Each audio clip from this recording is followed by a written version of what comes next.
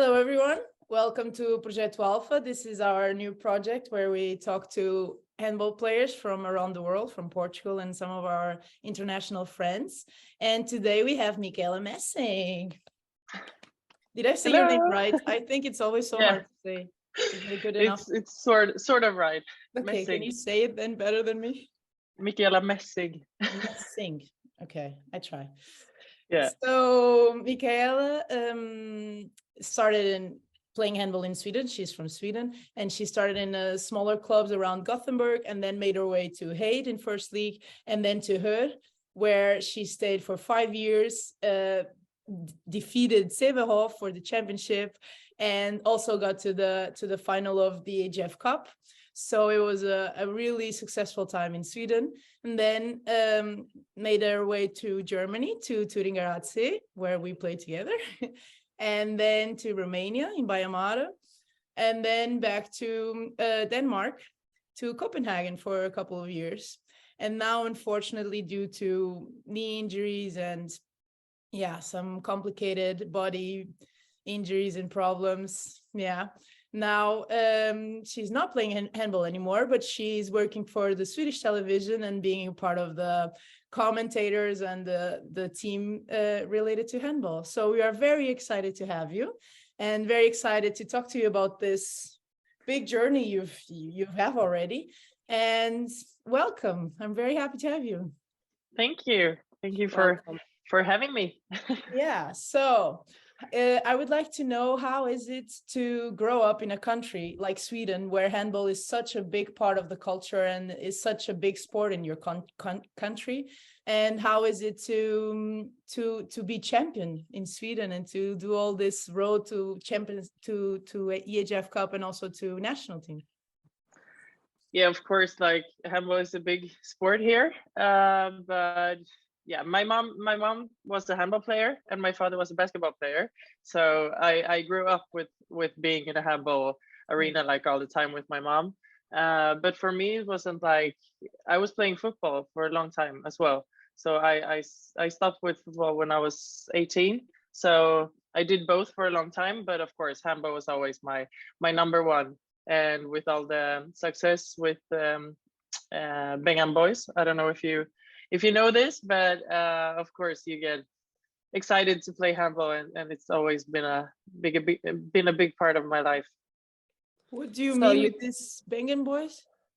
It was the big time for Swedish handball in the 90s, with Stefan Löfgren, Staffan Olsson, and all these big stars when they were winning everything. The gold generation. So you have a name for it in Sweden? Yeah, it's called Bengham Boys because the coach, the name. Okay. The coach is Bengham Johansson. So it was like his boys. Nice. Yeah, and winning the Swedish championship was the tip of the iceberg, or how do you say? It was crazy. It was amazing. The dream. So you've had these happy years in Sweden, especially in national team and then in Hör. How do you remember those days? I remember them with so much joy. Like, we had such a great team. It was just fun all the time to go to practice, to be running in the woods. Like, we did everything together, and we also played a lot of EHF Cups and European Cups together. So we were like a small family. We always enjoyed our time together. So those years was the best of my handball career, I would say. Do you feel like when you get such a good team and such a good environment, do you feel like you kind of chase it the rest of your years in professional handball? I have that feeling as well, like when you got that. And it's always when you were home, like you get this feeling of team and family. And then you think when you go to professional handball that you will try to find that again. Yeah. And it's like always trying to find it and being. It's so true. It's so true. Yeah. Right? Yeah. And also try to, like, in Sweden, handball is big, but it's not a lot of money in Swedish handball. So you can't be like pro handball, or I was working outside, not that much, but I was working, and we thought that Swedish handball was a little bit unprofessional. Like we didn't have our own locker room. We didn't have someone washing our clothes after practice. We didn't have all of those things. And you have this glorified picture of the pro life. Yeah. That it's supposed to be like so much more professional. And then when you go there, it's like, I had it so good in Sweden. Can I go back? Can I? Okay. Yeah. For sure. I Yeah. wanted to understand a little bit more about that. How does it work in Sweden? Because we come from Portugal, both of us. I'm playing in Germany, Jessica is playing in France, and we also have this. Actually, Portugal is getting much better in this professional also. Like we are getting really good. The top clubs are getting really good conditions to the players. But I wanted to know how it works in Sweden, how it is, how was your experience with this professionalism in Sweden, and also how it works with the steps that's happened in Sweden to get to national team, like the handball schools and all of this. So if you could tell us a little bit about it. Like it depends on in what club you're playing for in Sweden. Like Sävehof it's very professional. They have their own arena, they have their own locker rooms, they're getting their clothes washed after practice and for the games, and they have such good conditions, and they have a big gym in the arena as well. And with all these physios, they have really good conditions, but that's not the case for a lot of clubs. At not least on the women's side. But like for me, coming from these small clubs in Gothenburg, for me it was like when I was changing club to a better club. For me, it was very important to have this family feeling, because that's where I come from, and for me that was the most important thing. I just don't want to go to a big club that I will be forgotten about, you know? So for me, it was easier to go to her because it felt like family. I don't know. Yeah. So normally when we go to big clubs, there are some things that are forgotten. So we would like to ask you about what was your main goal when you were a little girl in handball? Yeah, I was saying from when I could speak for myself, I was saying that I want to be a pro handball player. And I was writing that like in school when they were asking what do you want to become when you get older, I always wrote like professional handball player. That was my goal from the beginning. From when I was 6, I would say. Oh, cool. Yeah, that's also because of your parents and you have the contact with this. Yeah, of course. Yeah, my mom wasn't that good of a handball player, but she was good, so she knows all about it. So yeah, that's really cool. That was something that was a big shock for me when I went to Sweden. When I would talk to Swedish players, that they would say, "Yeah, my mom was a player, my dad was a player, even sometimes my grandma was a player." And I started to think like, my parents, like Portugal. They didn't have hobbies. Like when they were growing up, there were no time for hobbies. So I can't even imagine my grandparents. Like it made no sense for me. So that's really cool that you could dream about it already when you were so young.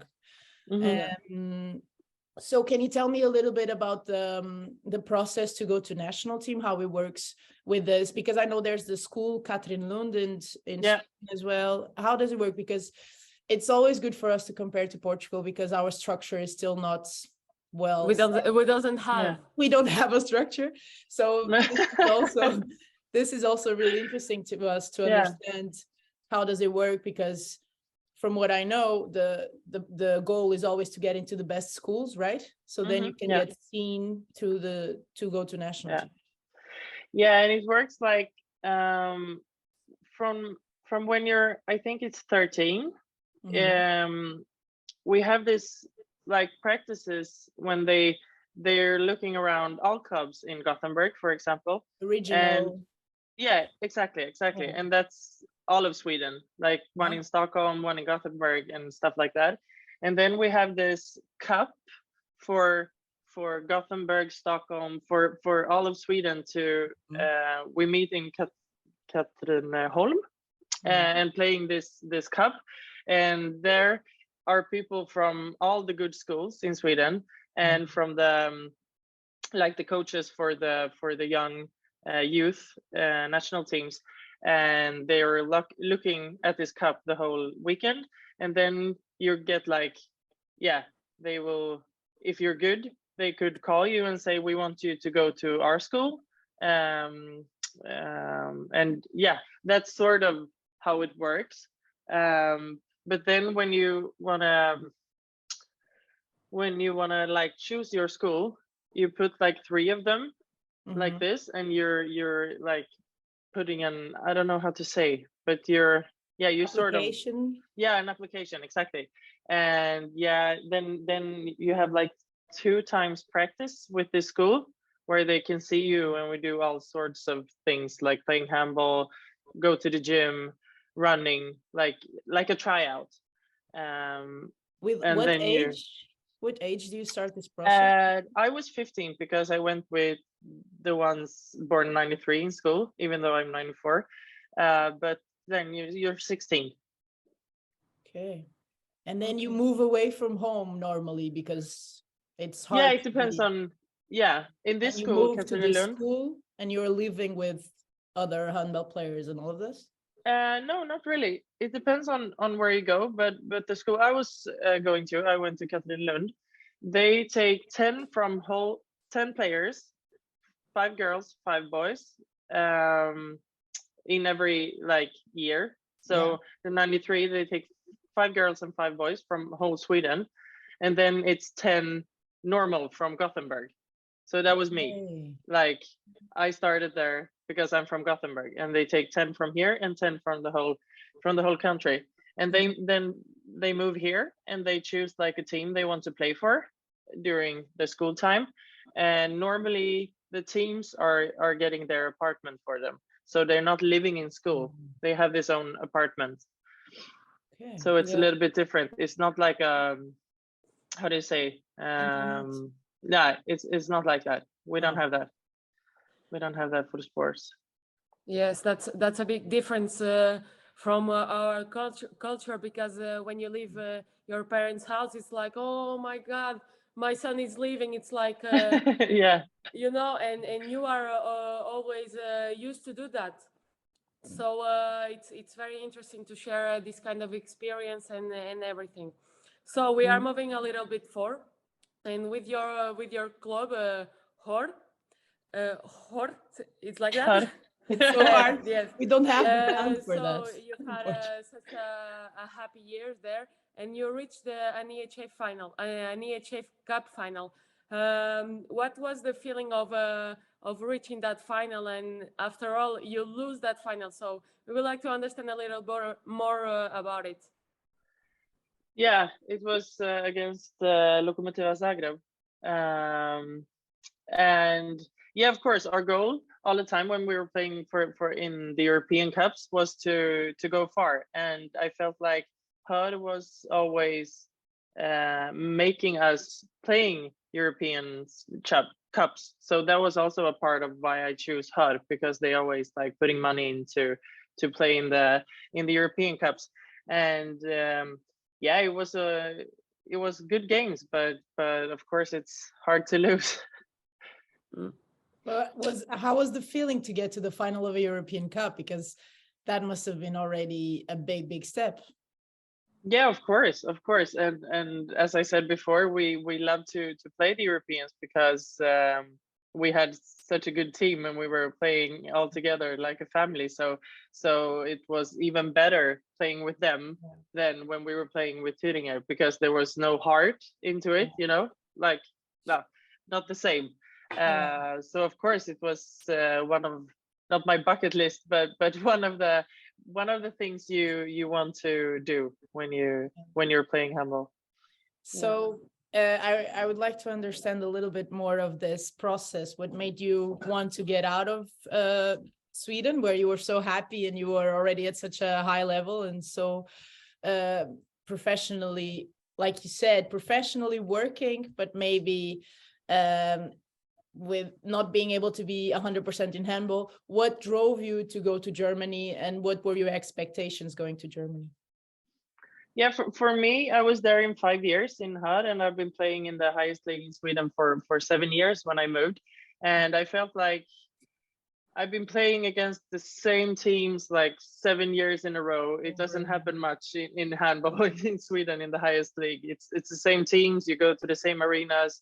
I just felt like I was finished with Swedish handball for now. And I have this very good coach in Sweden, and he was like, I wanted to go the year before, but then he was like, if you stay one more year and you do it very good, you can have better teams like want you to come there. And I believed him a lot. He was, yeah, like my main coach. If I would choose, I would have him like in every club. He's the best. So yeah, he wanted me to stay for one more year, and he was right. I got better clubs knocking on my door. Even though I made I made a bad call, maybe I don't know. But yeah, the last year in Sweden was like my best year ever, and I was also playing for the national team in Sweden, and that year was also, yeah, it was a good year for me.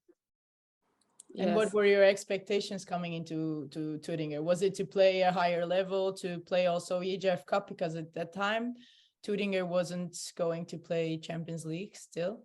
So what were your expectations?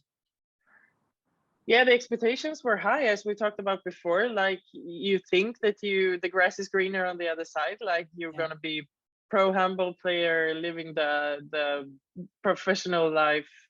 So yeah, of course my expectations were really high, but it was also funny because when I was in the national team 2018, it was before I was going to Germany, and I was talking to the other girls like Jamina Roberts, Natalie Hagman, and I was like, I'm going to be a professional handball player. And they were like, yeah, it's not that fun. And I was like, what do you mean? Like, it's going to be it's been my dream since I was a kid. Yeah. And they were like, yeah, just don't have this high expectations. And I was like, you're just boring and old. But yeah, they were so right. Yeah. So we would like to know more about when you arrived in Tüdinger, and the things started to feel like weird, and you started to feel, okay, maybe these girls were right. Yeah, like, I think maybe you can agree on this, Mariana, but like we went to Banik Most, or Most is the name of the city, for this friendly games before the season started. And I was playing a lot because one of the other ones the other ones on left back was a little bit injured, I think. So I was playing a lot, and everything was fine. I played good. But then when the season started, like, 0 minutes, and I was like, yeah, it will come. It will come. Yeah. I'm gonna play. And then everything, like, around and everything else was just, I don't know. I became a little bit like, not depressed, but it was living in this city, like outside. I was living in the ghetto. You can agree on that, Mariana, right? Yes. Yes. So it was just the conditions. Like, when I got there, they were like, this is your apartment. And this was not the apartment we agreed on. And it just was, we headed off to a rough start. And it was just hard. Like, leaving Sweden, leaving your family, friends, go there, and everything was just not what I expected. Yeah, and it was one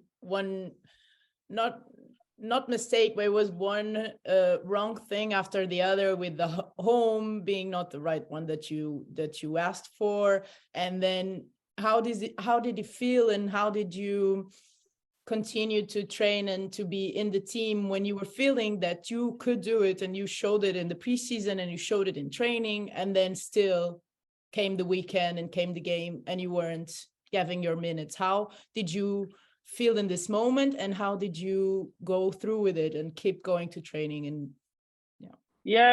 for me, I think it was also like, I came from HUD, and I was playing like 60 minutes like every game, sort of. And to come there, and like, my thoughts on it before, and what me and the coach were talking about before, was like, it was 50-50 between me and the other girl. And all of a sudden there was one more on the left back. And it was just, yeah, I tried to do as well as I could in practice, and try to stay positive. And we had each other, like we were talking a lot about it, right? Yeah. So yeah, it was just, I lost all, like, the things that was fun with handball. I kind of lost that somewhere in between. And the other player before me is such a good handball player, so I wouldn't say I'm really happy for her, and if she does it better than I do, she should play. That's not what I'm saying. So I don't want to sound like pathetic, like I should play, because that's not the case. Not at all. But I think, I just lost it for handball. Like, handball was not fun anymore, and the only light in the tunnel I saw was going to the national team, because then I could be with my best friends and playing handball. Yeah. That was So this dream it. this dream of being a professional handball player was always something that this is fun, and I'm doing with my girls. And then you came in Germany, and you were not anymore with your girls, and you were living this dream that was a little bit of dark. It were there like moments when you thought, like, okay, maybe the girls that told me that this life of professional handball, okay, maybe they are right. Like, you started to think this dream of handball differently from that moment? Yeah, for sure. But I think it was just like bad luck for me to come from this, like, really good team with all of my sort of best friends, and just change to something totally different. I think, yeah, exactly. It was like really to turn on a coin. Like, I think it was a big change for me, and everything put together, it was just not a good time for me. And do you feel, if you didn't have national team at that moment, because in this moment in national team, you were doing really well. You went to the was it European or worlds? Because World Championship. Japan, yeah, exactly. And you even scored the goal last second, this tip shot, and it was like all over, and you were really excited, and you were getting your space more and more in national team. And do you think, if you didn't have national team at this moment, would you stayed so long in Thuringia, or did you ever think about quitting at all? Yeah, for sure, I did. It was like I had signed 2 years for them, but I lost everything for handball, and I lost my, I didn't want to, like, go to practice. I didn't want to do anything, like, with handball. So for me, it was like I would quit handball or get out of this contract. That was the two options that I was thinking about, because I was crying like every day after practice. I feel bad for my ex living with me in Germany, because he didn't see my my best sides. Maybe that's why it was over. It was Thuringia. It was not you. It's not. You're not the problem. It's Thuringia. Exactly. So then you moved to Romania after all these dark episodes in Thuringia. Why did you choose that country? Actually, for me, like, when I was moving to Germany, it stood between going to Copenhagen already then, back in 2018 or 19, or Thuringia. And then I was like, no, I want to try something really different from Sweden. And Denmark and Sweden are sort of similar, so I wanted to try something totally new. And I really like languages and stuff like this, so I wanted to learn German, and I wanted to play in a good team, so I chose Germany.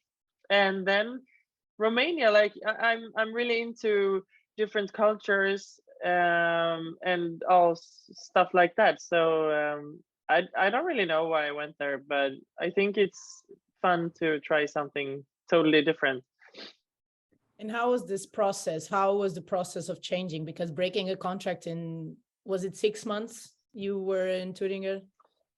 No, yeah, it was from July to March, or COVID happened. Yeah, because you were trying to get out of it still in December, and then it went on and on until exactly a couple of months later. Okay, so can you explain to us a little bit about this process, how it works? Because it happens to a lot of players that you are stuck in a contract that you're not happy with, and sometimes people that don't have the knowledge and the contacts maybe have no idea that they can get out of it. And how did you do it, and how was that process? Yeah, it was not me at all. It was my agent. He was helping me a lot, and I actually think, like, I didn't think Thüringen would be that understanding with me, because I just felt like a problem. But they were really, like, helpful and kind to I could get out of it. So I think it was because I was saying, like, I will quit handball if I don't get out of the contract. So if they wouldn't sign for me to get out of the contract, I wouldn't play either way. Them. So so for them it wasn't a loss. Like, I would go anyway. So I don't know. It wasn't that hard, but of course other clubs can be very much more tough to get out of a contract. But in this case, it was kind of easy. Okay. So, and then as I said, you moved to Romania. Did you had a lot of offers in other different countries? What made you move to Baia Mare exactly? I think it was as I said before, that I want to try something else. Maybe it wasn't the best time to go from Germany, where I had this really shitty time, to go directly to Romania, but I made this call. So what was the question? Sorry, I forgot. I get lost. I don't know what was the question. What's with you two? No, she asked why Baia Mare? Why exactly Baia Mare? Oh yeah. Was it a team fighting maybe the for conditions, a higher? maybe the contract, the girls, I don't know. Yeah, of course, I won't lie. Like, it's very good money in Romania, and that was sort of a factor for me to get there. But it was also, like, Lindblom and Filippa Idén, two really good players from Sweden, also signed for them. I think if they wouldn't do it, I wouldn't do it either. I wouldn't go there alone. But for us three Swedes to go there, it felt like an adventure, and it sounded good. Like, we were having a good team, and they wanted to make it to Champions League and playing the European cups. So for me, it sounded good. You were also again trying to chase that perfect team from your youth. Exactly. I think if I bring two more Swedes, we're close. Yeah, we're close. Like, make it just Swedes, the core center, and then we're done. Yeah. And what were the biggest difficulties in Germany and in Romania? Was it the culture? Was it the handball? Did you feel, what was the hardest time moving away from your home? What was it? I think me as a person is kind of, I want to adapt to, I'm not like, I'm a Swede and this is the way we do it. Like, I think I'm kind of good to be able to take in all sorts of things, like how they play handball, the language, the how do you train in the gym, like all of these stuff. So the most difficult things is when you move there, you need to open a bank account, you need to get a personal number, you need to pay for the electricity or stuff like this. I think this is the hardest things when you move from country to country, actually. Yeah. It's really hard. And then after all these two countries, the injuries start to come up. So and then you have this injury that all of us did, that is the AHL. We have the three. Yes, we are a team. Yay. So what was for you to deal with all of these, moving to Germany when it was very, very hard for you, and now having these physical issues? Yeah, I think it was like coming from Germany to Romania. I was so happy to play handball again and to play. It was also in this period with COVID, so you haven't like. I think my last game was in 7th of March 2020, and then coming to Baia Mare and to practice handball again. I think my life was really good, and it was such good weather in Romania. It was like 35 degrees, and we had a good time. And after 1.5 months, my whole knee got fucked up. Sorry for the language, but yeah, we went to Slovakia to play this friendly game, and due to COVID, you could not from Romania driving to Slovakia. You couldn't stay in the countries on the way there, so you need to be in the bus for 8 hours going to Slovakia. And then we came there 30 minutes before the game started, so we were sitting in a bus for 8 hours and then just play like this. And after 10 minutes in this game, my whole knee gets not good. I didn't know it had been like that. No, unfortunately, it was like this. So it wasn't a type of injury that you feel you could have. It feels like you could have changed it, like it shouldn't have happened that way. Did you feel fit before? Did you feel okay? Was it really just bad luck, or do you feel like your mental health and your state of mind for this last year made it a little easier for you to get this injury? Actually, I was feeling like I lost a lot of kilos when I moved to Romania. I think it's maybe because it was so hot and we were practicing a lot, and I didn't drink a lot and I didn't eat a lot, like because it was so hot and we were practicing all the time. So for me, when it's like that, I cannot eat too much. So I lost a lot of kilos. And the day before this friendly game, we were doing weightlifting as much as we could, like our max. Yeah, exactly. And they don't do it the same as we do in Sweden. Like we do one max and that's your max. Here you should put all the weights, like that much weight you can do, and then you're going to do like reps, like a lot of reps. So me and Lindblom, as the Swedes we are, we were trying to like win. So I put a lot of kilos on in this hex bar, and we were doing like 30 reps with 140 kilo or something. So we wanted to win, and that wasn't good for playing a game the day after. So I think my muscles were sore. But I felt like really fit before. Like if I'm watching videos of this day before, I'm so fit. Like I never been this fit before, or maybe it's just because I lost a lot of kilos. I don't know, but I felt like really strong.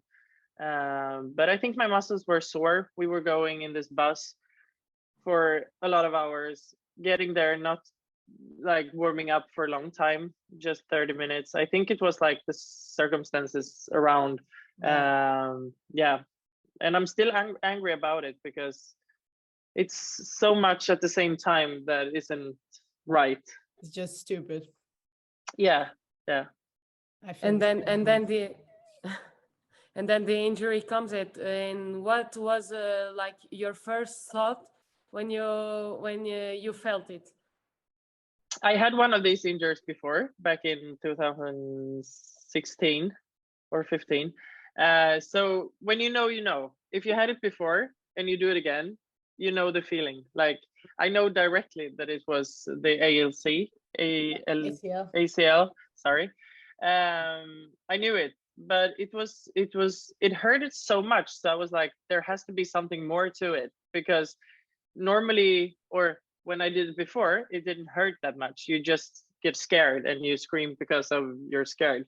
But I felt there was something more, because it hurt like really bad.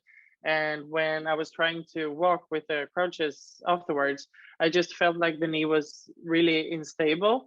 So yeah, you get to know your body a lot when you had injuries before. So I knew it was the ACL, but I knew that there was something more to it. Yeah, and it was a complex injury. How did you have the surgery in Sweden then? How was it this decision to make your rehab? Yeah, actually, they were very nice in Baiamare, and they asked me, "Do you want to do the operation here in Romania, or do you want to get back to Sweden and do it?" Because when you're in the national team, you have this good doctors and everything around, so you're very protected when something happens. So I got this how do you say, like something you put on your knee to keep it in the right place. Yeah. And this was but I got the wrong one, so my knee was all stretched like all the time. I couldn't move. So that was the first thing. I got the wrong one in Romania, so I went to Sweden with this, and my physio was like, "Whoa, this is not good. Have you been in this for 1 week, not moving your leg?" And I was like, "Yeah." Perfect. And I didn't have crouches as well, so it was just bad things. And then I got to do the how do you say, the scanning for the yeah, MRI. MRI. And they saw that my internal ligament were sort of off, but not fully off. Okay. So then I got the right one, the orthos, we say in Sweden. And they wanted to wait for 8 weeks to see if the internal ligament will find its way back, because normally it does. Yeah. So I was waiting 8 weeks for the operation. When we get to the day of the operation, they find out that it's too like broken. So I wake up and I have so much pain after the operation. Like, it's crazy. I can't even tell you how bad it hurts. And they tell me they had to do reinvent my whole knee. But they didn't tell you before? You just wake up and you know all about it? Like, you didn't make a decision about it before? No, they just told me, like, if it hasn't like grown back as we want, we're gonna do a new one. But I didn't know before, and they knew it when they opened the knee. So it was a happy surprise. And then this protection again 8 weeks after the operation. So I lost a lot of muscles in my leg, and I think that's the problem for my rehab. Like, I lost so much muscles going with this protection on my knee all the time, and that has been hard to get back. Like, I'm still very skinny on this leg compared to the other leg. So I think that's a big part of why I can't play handball right now. And in that very moment when the everything was like complicated, did you thought like, okay, maybe it's a good time to stop and try to rehab and do all the work to have a strong leg to come back? Yeah, for me, it was I never thought something else than I will get back to handball court as fast as possible. And also with the Olympics coming up in the summer 2021. So I wasn't like stressing, but of course, also I think when you play handball, your main goal is to maybe one day play an Olympics, of course, like, or at least for me. So that was kind of stressful, and I really wanted to give myself the chance to maybe play in the Olympics. So yeah, I was doing rehab like really hard, and I was doing it every day, and I couldn't make it. And I think somewhere in between, or in my rehab time, my knee started to get cartilage injuries. Yeah, cartilage damage. Yeah, exactly. So that was my last operation, like November last year. Yeah, a year ago now. We did a cartilage operation. So you did your rehab in Sweden. How did it work with the club in Romania? Because you ended up not even doing official games, right, in Romania? No. So how was this decision of, okay, I'm not gonna continue in Romania, I'm gonna sign for Copenhagen? How was this moment of accepting, I signed for this new adventure, for this new club, and I didn't even get to show what I could do? No, that is very hard, I would say. I think it's not embarrassing, but I think it's like they really believed in me, and I come here and I get injured the first month or the second month, and now I'm doing my rehab in Sweden, and I will not get back to play to them. So of course I felt bad, but it is what it is, and I think it's very kind of them for me to doing my rehab in Sweden, but it's a lot of other things behind in Romania that doesn't work, without saying too much. So it was easy for me to sign for Copenhagen, and also we had some family issues back home, and then Copenhagen was a really good choice for me. And you talked about this thing that wasn't working so good in Romania, and we will like to know more about it. Yeah, of course. Because the rumors about Romania are always the same, right? Like, no clubs are paying. Is it true that they have money problems that they don't pay to the players? Of course, in a lot of clubs it is. Now I've got all my money from Romania, so I wouldn't complain. But of course, it's not like we're used to in Sweden. We get paid every 25th every month, and that's just the way it is. And if it doesn't work like that, like in Sweden, everything is working like this. There are consequences. Exactly. But yeah, it is true, and I heard the rumor as well. And I wouldn't say I get paid every month the 25th, but I got all my money, so I wouldn't complain. In the end, you got what you agreed on. Yeah. Okay, so that's better than what I expected, because what my biggest fear about Romania is always that, and that's why we're doing this type of conversation, that we are warned before, because I think we've been through the same with Tudinger. Everyone told us about what was going on in Tudinger and how it worked, and we were like, nah, we can do it. It's no problem. So now we really want to be like, okay, it's real. Like, listen, make your decisions with all the information you can. Yeah. But it is true for sure. But I got all my money. But it's a lot of clubs in Romania, and I think every club has sort of the same problem. And was it also in the structure as well, really bad problems in the structure, or was it just money-wise that was the problem in Romania? I would say just money problems. Okay, so it was more professional than Germany? Sort of, but in different ways. But maybe it wasn't professional. Of course, it was it's a small club, and everything is very, like, the president is at every practice. It's a small club, so of course it's not a big structure where everything is working really good. But I would say it's sort of the same as in Germany. Okay, good.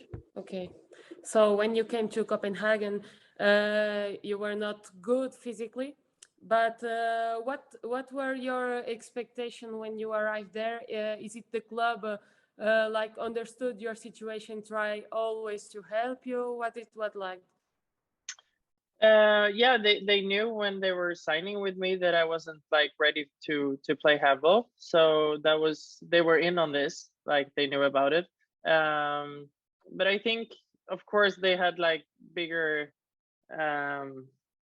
they wanted me to play handball like earlier, or now, like we want her to play. So I think also it's hard when the national team says something like, take it easy, we just want you to be able to play handball, and then my club wants me to play now. And for me, I know my body and I feel the pain I had like every day. So it was hard to listen to the physio, because the physio gets the information from the president of the club, and he wants me to play as fast as possible. So can I trust him with doing the best for me or for the club? And then I have this physio back in Sweden saying, no, you can't do that. It's very hard to know who you can trust. And I think that was very hard for me. Yeah, that's so. How would you say was your mental health in this moment? How was it?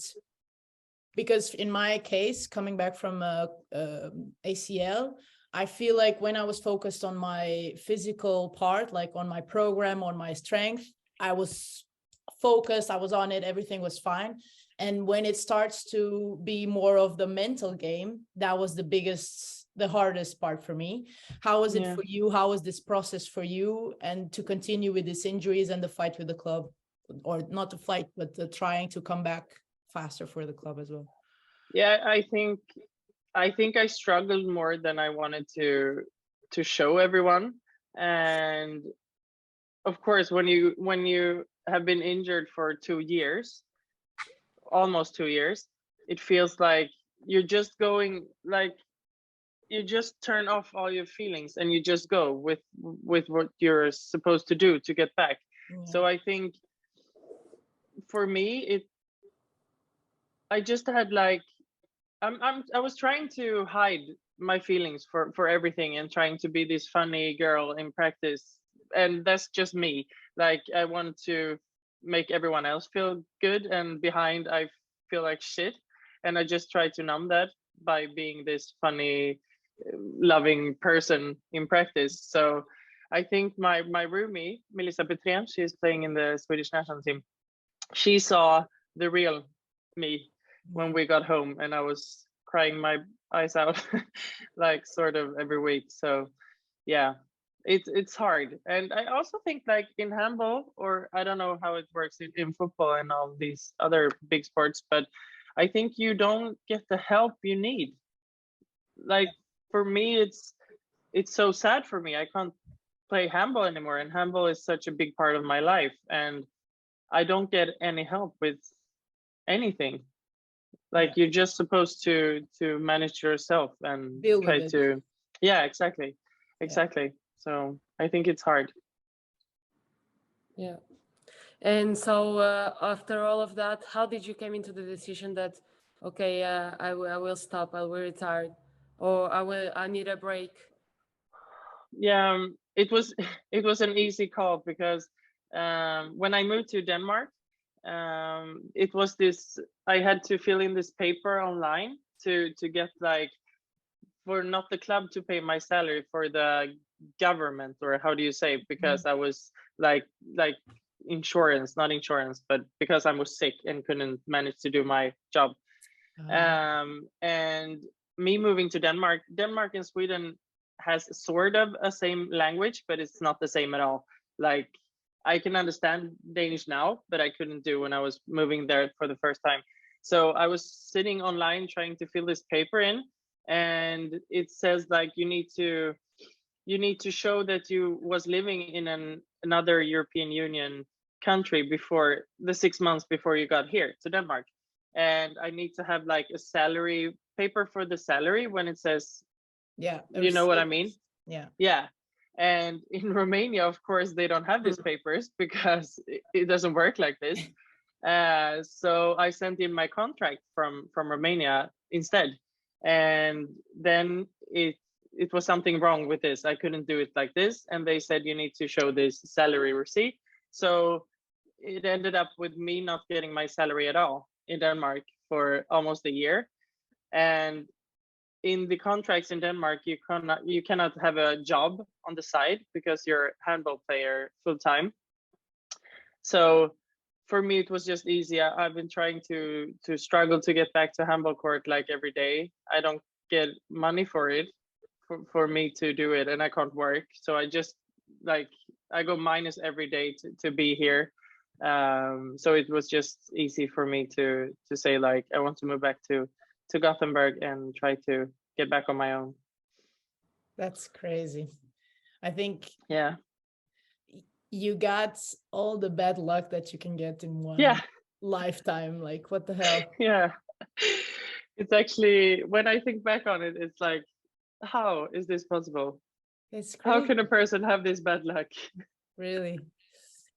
Well, and then you made the decision of stop playing handball, but you are still very much involved in handball. You are now working with Swedish television, and you are commenting handball games, and you are still very much involved. How is it to be in handball in another way, in kind of, do you still get the good feeling from it?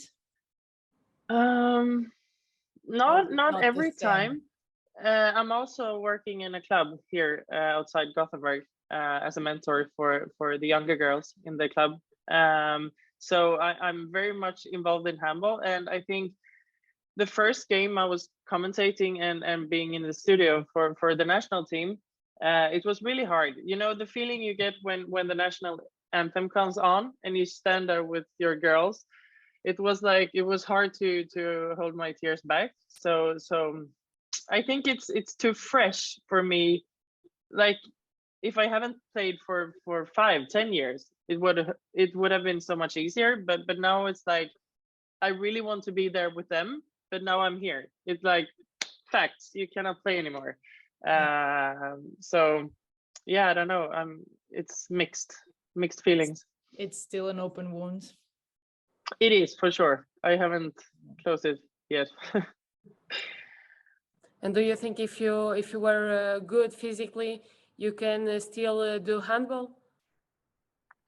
Actually, I'm trying to tell myself that the hope is still there, but I don't think so. Actually, I have pain in my knee every day. I cannot walk properly because of the pain in my knees.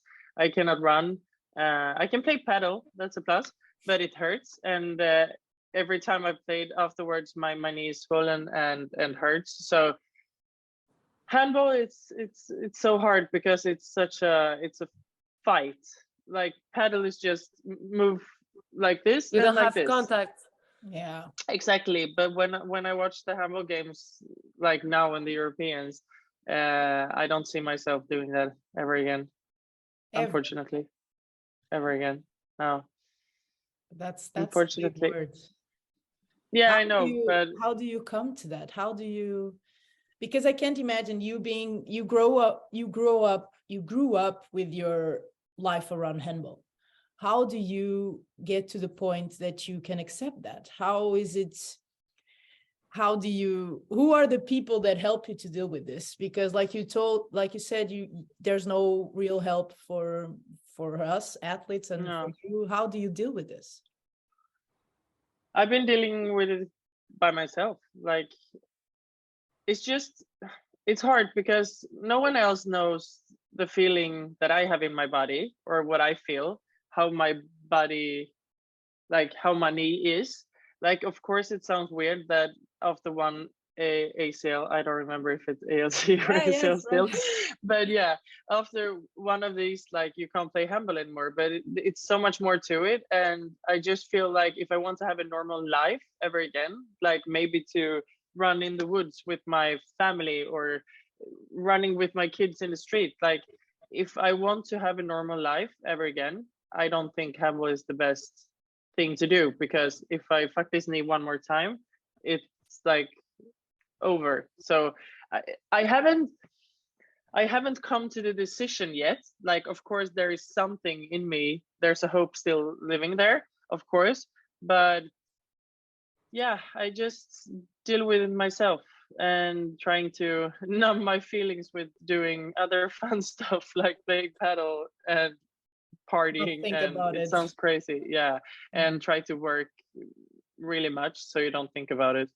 It doesn't work for the long term, but for now it works. That makes me just so sad to hear you like talking about that way.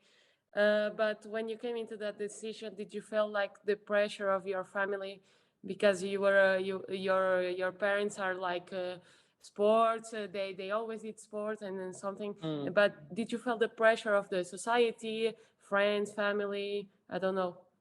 Yeah, really much. Like, but it's just because I always been the handball player Mikaela. I'm nothing else than that, and it has been like this for so many years. And when people ask, like, do you do sports, and I'm like, yeah, I'm a handball player, but I'm not anymore. Like, it's so hard for me to come to the conclusion that I'm not the handball player Mikaela anymore. And of course my family, when we watch handball together, they always say like, oh, that's how you're gonna do when you get back. So I had a little convention, or how do you say, with my family intervention, yeah.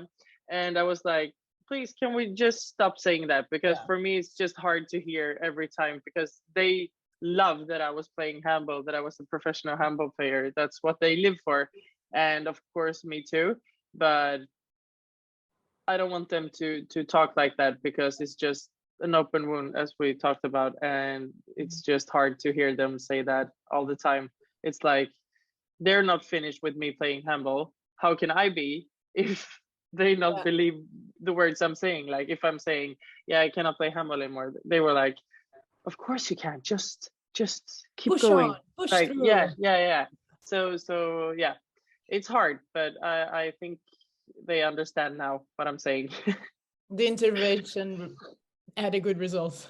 It was working. Maybe they saw that you were struggling, like, physically, and now they by your side, because they are seeing that you're not okay. It's a bigger sacrifice than it's benefiting you right now. It's for sure. So do you regret what was, if you have to say one biggest regret in your handball life, what would it be? Yeah, I think the biggest regret is that I moved to Germany before going to Denmark. Like, because a lot of players from Sweden go to Denmark as a first step, and then they go out like progression. Exactly. So I think it would have been easier for me to go to Copenhagen first, and to maybe do 1-2 years there, and then go further. But it's hard to say I'm regretting, because something gave me strength from going to Germany and have this all what happened in Germany, and I think it's a lesson learned, and I became stronger after that as well, like physically and mentally. So yeah, I don't know. I think it's hard to say that I regret something, because it was I did what I did. So yeah. So we are talking about these bad things, but we love to talk about also the good things, and we would like you to share with us one story, one fun story, one weird one, something like you remember when you were playing, like in the national team or in your clubs. Some crazy stories. I remember one from you. Crazy or fun, I don't know, something. Tell me. When you call me and you say, I think there's gunshots outside my apartment and they are jumping on the roofs. What am I going to do? And everything. Something like that. That's what I remember. Like, first funny, crazy story. That's one of it. Yeah. Sure. Yeah, I have such good memories from I think that's before I tell you, but I think that's the best part of playing handball or doing sports. Like, you get friends from all over the world, and you get this really close connections with people you never would have met if it wasn't for handball. And also, you've seen parts of the world you never thought you were seeing. So that's like what I take with me, and I've been through a lot, but I also had very nice memories, and everything around handball is just it's nice. I would not start crying. No, but I think it's good. It's good. Cry. No, but one funny story is from. Do you remember when we were playing the youth championship in Croatia? Oh yeah. When we were partying I was together. there. I was there. You were also there. Yes, then I was there in your comment. party. Yeah, do you remember the Crazy Swedes? part. We were. The Swedish parties were always the best. But it was fun, because we lived at this hotel. I'm telling the other people who watching who wasn't there. Like, we were staying at this hotel, and in the basement in the hotel, it was a nightclub that was closed for summer, because everyone from Zagreb go to the sea during summer.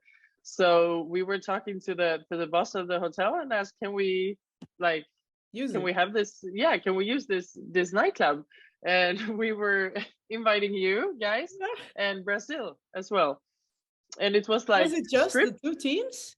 Yeah, it was. Yes. Yeah, it was us, Brazil. I thought it was much Portugal. Like, in my head, there's like 500 people there. No. Yeah, I think it was just us, Portugal, and Brazil. I think. So cool. Yes, And I it think was you're like, right. it was like strip poles and stuff. It was really like, Yes. ooh. And the Yeah. Brazilian girls were showing everyone how you should move your hips, not like how the Nordics think they move their hips, but the real way. That's a good story. And we went to buy alcohol in this liquor shop, and that's one of the good stories from the youth time.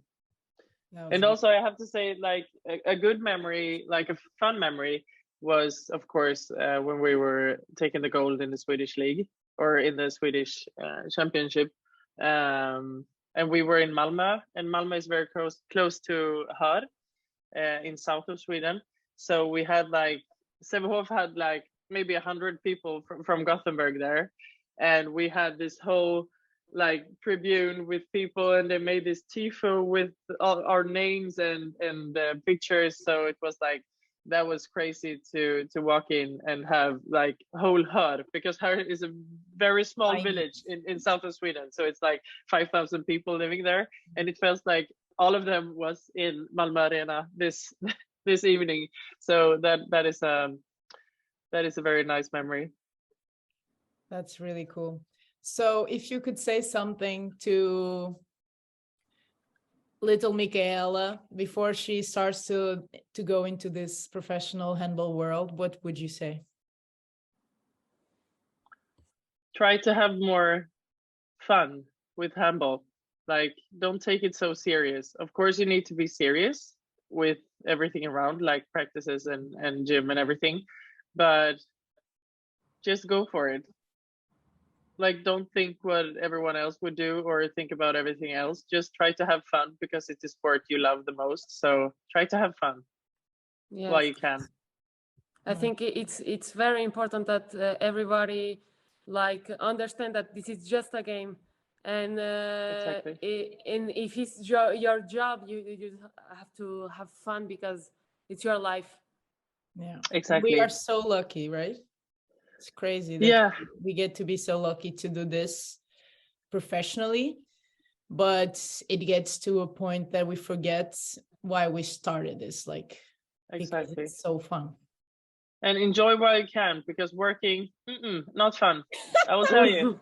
I will work 45 years from now on, and I'm already tired of working. So, but enjoy while you can. But what's the good thing of working right now and not doing handball? There needs to be good sides of it. Yeah, of course it is. You have freedom. I think we don't have freedom. Exactly. That's one of the main points. Like, I can do whatever I want. Like, during the weekends, I can go to London for a weekend, or I can do whatever I want, and I have time to be with my family and friends, like I haven't had for 9 years or so.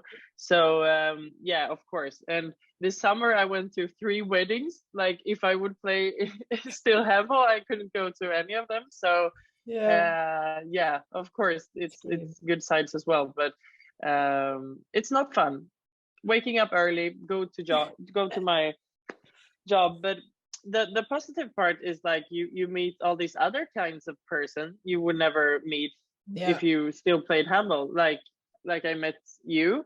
And it's the same with my job now. Like, I meet all these kind, loving persons, and I'm so grateful. Outside of the handball bubble, right?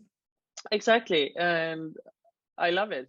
I love meeting new people, and it's fun to work sometimes, but of course not when you set your alarm to 6:30 in the morning and go to your work. So yeah, that's not my cup of tea. Waking up early is not so fun. No, that's not my strong side. So yeah. So I think we came to an end. Thank you so much. It was really, really interesting to hear your story. I'm sad right now. No, don't be sad with a happy ending. With a happy ending, yeah. I'm all right. It will be all right. Yeah. Maybe I will do comeback someday, but don't be sad. For one game, and then you score like 20 goals. Exactly. My goal is to get back to the national team, because I've scored 99 goals. I saw not it. 100. I saw 29 it. games and 99 goals. That's just Come on, I bruh. think that's in the stars. Like it needs to be, even if you go in just for 7 meters, you know, like Yeah. the real. You don't need to jump. You don't need to run. Yeah. Just give me a penalty, and Just I give will. me the ball. I And would then you maybe can- score. I don't remember how to do it. And then your hip shot was so good. Now you don't even have to Yeah. jump for your hip shot. That's true. That's true. You could be That's there true. just to like the bazooka. But it's crazy to think that my last like playing game, like competitive game, was in Turingen, the 7th of March, 2020. Yeah. Yeah, because the others were friendly games. Yeah, exactly. Yeah. So that's crazy. Like 2.5 years ago. That's crazy.